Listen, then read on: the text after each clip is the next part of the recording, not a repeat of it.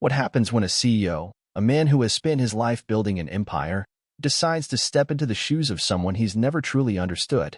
What happens when he goes undercover as a truck driver, not knowing that a single conversation will change his life forever? This is the story of a man who thought he knew everything, until he realized he knew nothing at all. Grayson McCall wasn't just any CEO. He was the face and force behind McCall Freight Solutions, a logistics company that had grown from a modest family operation into one of the largest freight carriers in the country. Grayson was known for his no-nonsense attitude, razor-sharp decision-making, and relentless work ethic. He didn't just build the empire. He was the empire. But something had shifted. Lately, Grayson felt a gnawing disconnection from the people who made his business move. The truck drivers. The men and women behind the wheels, grinding through long-haul nights and treacherous highways. He realized he didn't know their world. And so, he made a choice. He would become one of them for 2 weeks. He shaved his beard, traded his tailored suits for faded jeans and flannel, and introduced himself simply as Gray. His senior team knew he was on a personal retreat. In reality, he was hauling cargo across the Midwest. The first week hit him hard. Gray discovered just how demanding the job was. Sleepless nights parked at rest stops. The aching spine. The mental fog of endless asphalt. The isolation. He had always believed truck driving was straightforward. Point A to B. Now he saw the truth. It was a battle of stamina, focus, and loneliness. On day 6, Gray was paired with a new route partner for a dual-driver run from Kansas City to Albuquerque. That's when he met her. Alyssa Monroe. Mid-30s. Confident but kind, with sharp wit and warm eyes. She climbed into the cab like she'd done it 1,000 times. As they pulled onto the freeway, she broke the silence with casual chatter. First, it was road talk. Best places for coffee. Worst rest stops.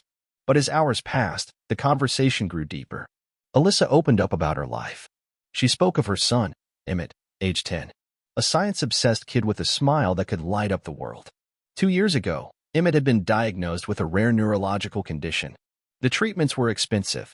Insurance only covered so much. Alyssa had taken every extra shift she could get. She shared the toll it had taken. On her health. On her sleep.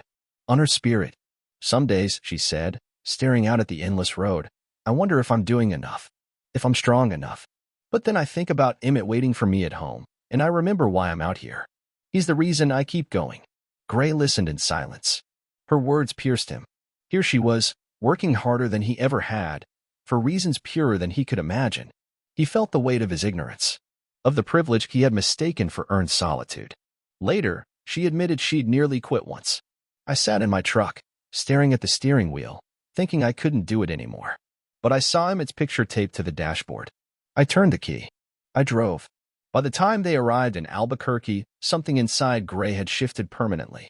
Back in his suite that night, he couldn't sleep. He thought about Alyssa, and all the others like her in his company, people he had never met but owed everything to. When the 2 weeks ended, Grayson returned to his office tower in Chicago. But he wasn't the same. In the first board meeting, he told his executives about the journey. Without naming Alyssa, he shared her story. The room was silent. He announced sweeping changes.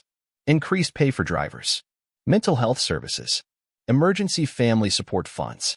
And a hardship grant program for employees with medical or financial crises. His CFO warned about the costs. Grayson replied, "What's the cost of forgetting the people who built us?" 3 weeks later, he reached out to Alyssa. She arrived at HQ, wide-eyed and confused. "Gray?" she gasped, seeing him in a suit. "It's Grayson," he said, smiling. "Grayson McCall." He explained everything. Her story had awakened him. He offered her a new position, logistics training manager, better pay, flexible hours, and time at home with Emmett. He also funded Emmett's treatments anonymously through a new foundation. Alyssa tried to speak, but could only cry. They hugged. Grayson had built a company. But now, he was building a legacy. The McCall Foundation would go on to support thousands of employees and their families. Alyssa became a beloved leader, mentoring new drivers with compassion and grit. And every time Grayson passed a freight truck on the highway, he slowed down, gave a respectful nod, and remembered the day he stopped being just a CEO and started becoming a human again. Because true success isn't about how high you climb, but how many people you lift on your way up. 5 years passed. The logistics industry had changed, and so had McCall Freight Solutions. What had once been a powerhouse built on volume and efficiency had now become the gold standard for ethical leadership and employee-first culture. Competitors tried to imitate the model, but none could replicate the authenticity behind it. Because at its core was one simple truth: Grayson had lived it. The McCall Foundation expanded nationally, offering scholarships for children of drivers, healthcare assistants, and retraining programs for injured or aging workers. The company had also partnered with universities to fund research on transportation safety and wellness. Alyssa Monroe now served as Vice President of Driver Relations and Advocacy. Her story had been featured in magazines, news segments, and even a documentary. But for Alyssa, it wasn't about the fame. It was about Emmett, who was now 15, thriving in high school, and dreaming of becoming an aerospace engineer. The boy who once needed every ounce of her strength now walked beside her, healthy and curious about the world. Grayson had become a mentor to Emmett too, often visiting their home for dinner, engaging in passionate discussions about science, ethics, and leadership. It was a bond that transcended business.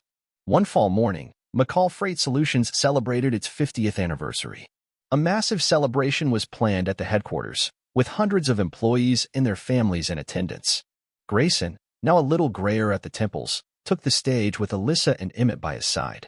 He looked out at the crowd: drivers, warehouse staff, dispatchers, and engineers, all gathered under the same roof. "When I started this company," he said, "I thought success meant profit. Then I met someone who showed me that success is people." He gestured to Alyssa.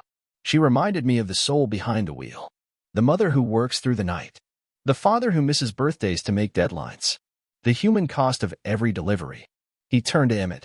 "And this young man reminded me why we fight for the next generation." The crowd rose in applause.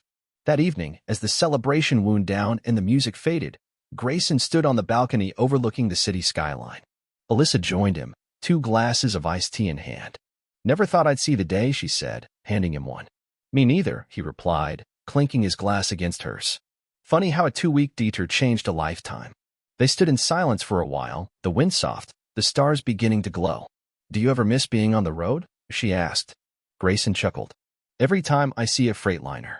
But now I know who's behind the wheel. And that makes all the difference." She nodded. "You gave a lot of people a reason to believe." "No," he said. "You did. I just listened." In that quiet moment, under a sky vast and full of promise, Grayson McCall realized the empire he had spent a lifetime building wasn't made of concrete or contracts. It was built from stories, from hearts, from lives touched. The trucks still rolled across the highways. The freight still moved. But now, behind every delivery, there was purpose. And that was the true destination all along.